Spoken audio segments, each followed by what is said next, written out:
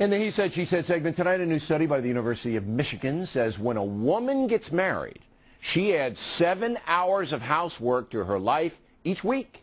But a man, when he gets married, he loses 1 hour of housework.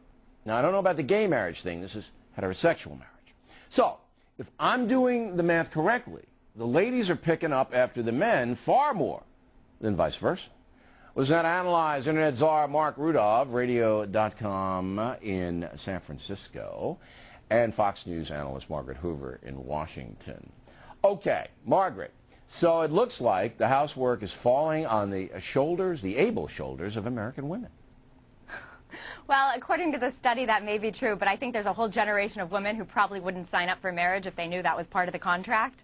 Listen, I mean, this is really what the same study said, is that women generally these days do a lot less housework than they did in 1968, and this is the benefit of the women's movement. The women's movement and the result that I get to benefit from and my generation gets to benefit from is that we might be doing housework, but we might not be. And we get to choose, and we get to negotiate and work that out with our prospective husbands or with our husbands. Hopefully you figure it out before you get married, so you're not slapped. Well, that's a good point, Mark. Isn't this all about a negotiation? Because everybody's circumstance is different. A lot of families, both the husband and wife, have to work for economic reasons, and then they have varying jobs, and they come home at varying times. So isn't this all about negotiation? But if it is, it looks like women are doing a lot more at home than men, inside the house anyway.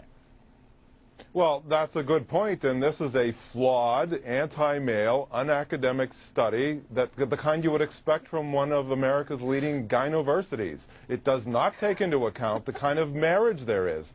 For example, if the man works and the woman stays at home, her job is to do housework while he's out earning money to keep her and keep the house up. She doesn't come into his job. He doesn't complain about all the reports he has to do that she's not coming in to help him with. And, you know, it also doesn't incorporate all of the tasks. This focuses kind of on dishes, vacuuming, and laundry. How about fixing the shingles on the roof? How about fixing the car? How about doing plumbing, electrical work? It doesn't incorporate all of that stuff. So the real men stuff is out of it. That doesn't sound too fair, Margaret. I mean, if it doesn't incorporate...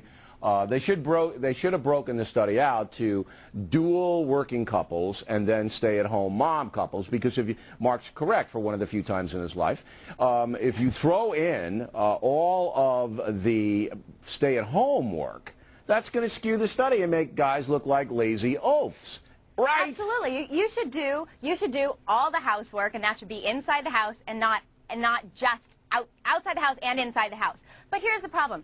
The reason they did the study is because they're reevaluating changing of traditional gender roles in the household. Women's role in the household has changed since the women's movement. I don't know if women's role outside the household has changed. I mean, are more women mowing lawns and fixing shingles and doing electrical work and plumbing? I can tell you, they're not. I sure do. My dad taught me to. Well, hold it, Mark. No, wait. When was the last time you mowed a lawn, Margaret?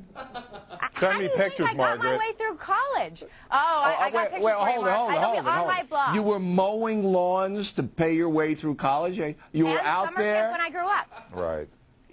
Margaret, no one's buying You don't believe that I mowed lawn? No. Oh, Bill Riley, I'm offended if you think I didn't work.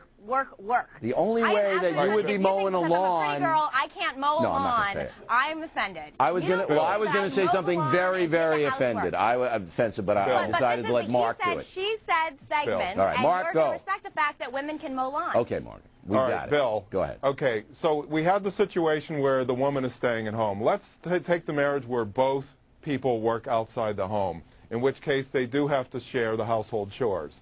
If the woman is complaining that the man doesn't work enough around the house, it's her fault. And there are two reasons for it.